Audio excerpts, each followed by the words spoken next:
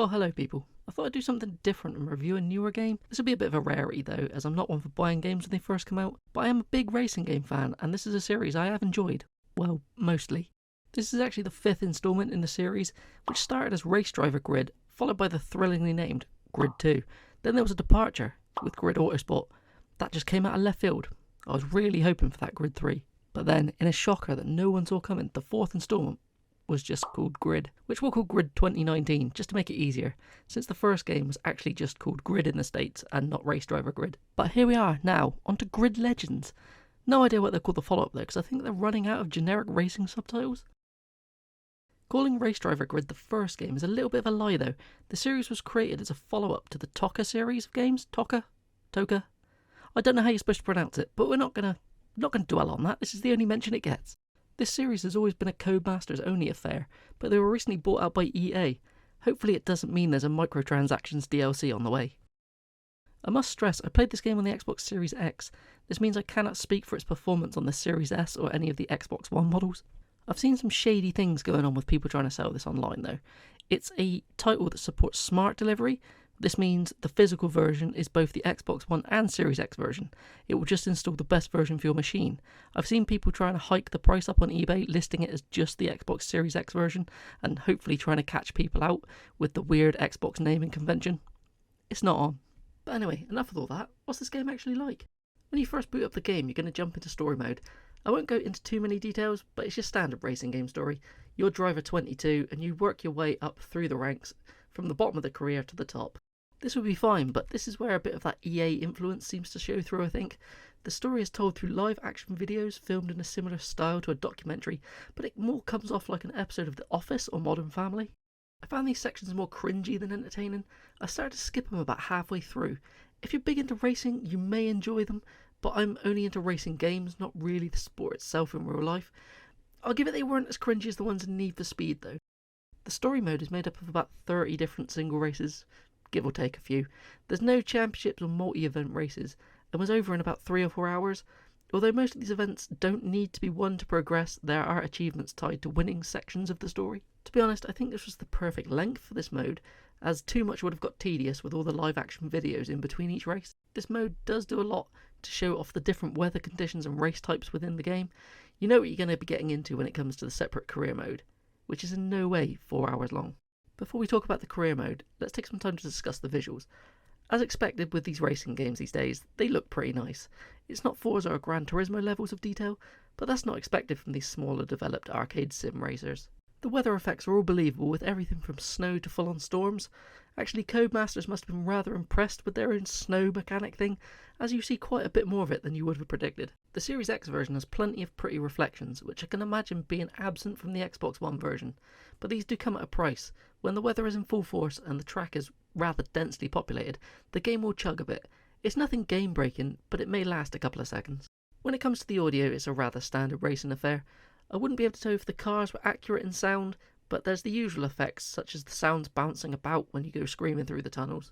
One strange thing I did notice though is some of the tracks that are regularly featured in other games, such as Mount Panorama, felt just much wider in this game than other games. I find that in the other titles you're easily blocked by the opponents, but in Grid there was enough room to slingshot around the drivers at most sections of the course.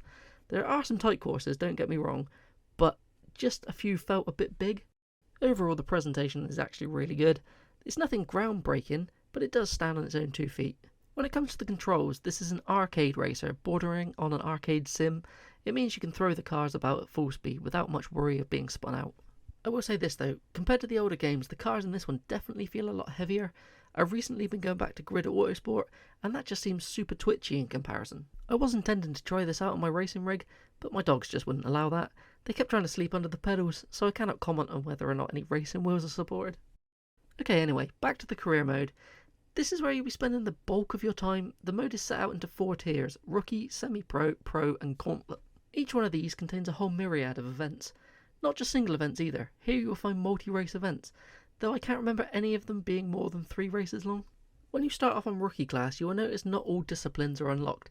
The game forces you to win certain sections to open up others, but the way they've went around it seems a bit random. For example, it'll ask you to win a Pro Muscle Event 1 to unlock the electric events, while simultaneously unlocking Pro Muscle Event 2. It then throws a curveball at you saying you can't play Pro Muscle 3 until you've unlocked the upgrades for your car. Sounds like standard stuff, doesn't it?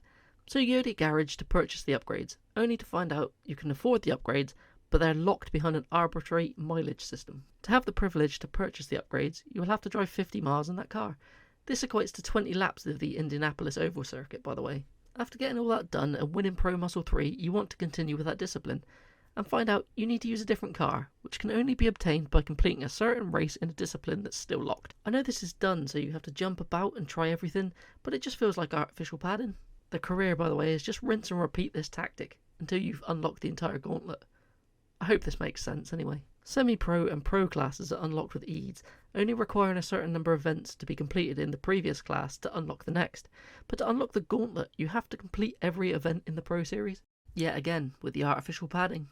This means you'll spend a lot of time driving around the Oval Circuit to unlock all the races when that horrible upgrade requirement rears its head. When you finally get to the gauntlet, you expect something epic, a giant showdown the likes you have never seen. But alas, it's just 10 single races jumping between different race types. I was at least hoping for a WWE style flashy entrance screen when you first selected it. The whole gauntlet was so underwhelming, I can't even remember if the credits rolled at the end of it.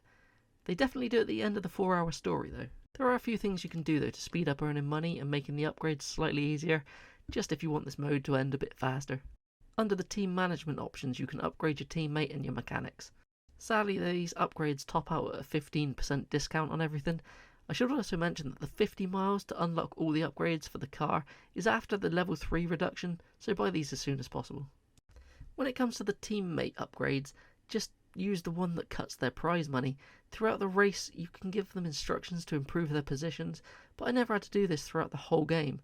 It didn't seem to make any difference to my progress where they placed at the end of the race. During my time in the career, I found myself bouncing between game modes. To be able to unlock upgrades much easier, I had to set up my own races, and this is done in the Race Creator mode. It's basically this game's quick race. Annoyingly though, this mode will always default to playing online, so you'll have to use the right trigger to set it to offline mode every time you want to play against the CPU. Actually, everything in this game defaults to the online mode, and it's just annoying. If you're after a single player racing experience, refuse to sign into the EA servers at the game's startup. This will allow you to play in peace offline without always being kicked to different screens every time you forgot to switch to an offline session. The few times I did try to play this online using this mode though, it always said the servers were either down or EA were having trouble signing in. When I finally got it to work, it's just your standard online racing experience, people driving full pelt into you at the start of a race and hoping you don't spin out. Currently, this is most likely sounding like an overly negative experience, but it isn't, it really isn't. The issues I've mentioned are rather small, and once you get used to the way that it works and the way it wants you to play, it's a pretty solid racer. There are over 120 cars available, and most of them are just unlocked through progression, so you won't have to spend a long time grinding for money to be able to build up a massive garage. This means the money you earn you can mostly just use for upgrades. Sadly, it's not a deep upgrade system. There's only a few areas you can improve, but again, this is more of an arcade racing experience. There are tuning options available for the cars, but again, these aren't very deep and may leave the hardened petrol heads wishing for more. There are a few cars that can only be purchased, but you should have no trouble with money, and you should always have enough if you're just feeling a change of vehicle. Not only is there a ton of cars, this game isn't lacking in tracks. There's over 130 spread across multiple different locations. If you combine this with the large roster of cars ranging from trucks to supercars, that's a lot of variety, but it gets better. There's a whole array of different race types, including eliminations, drift racing, electric cars, open wheel racing, and a whole host of special events using some of the wackier cars. To make these races even more entertaining, the game has brought back its nemesis system. This is where if you crash into or antagonise other racers, they will get angry at you and become more aggressive towards you. On lower difficulties, this isn't that noticeable, but up in the difficulty you will soon find that they're trying to spin you out or blocking you from passing at all costs. On longer races though, I did find that the AI would sometimes crash randomly. This seems more like a bug than a feature. I'm not sure if it's related to the nemesis system, but it did seem like it was the people who were gunning for me that I would always find sideways on the next lap round. Luckily, even with this system in place, I did find that there didn't seem to be any crazy rubber banding to the AI. Surprised at this with EA pulling the strings. I'm looking at you, Need for Speed. Racers get extra brownie points in my eyes when the CPU doesn't have to cheat to give you the feeling of a close race.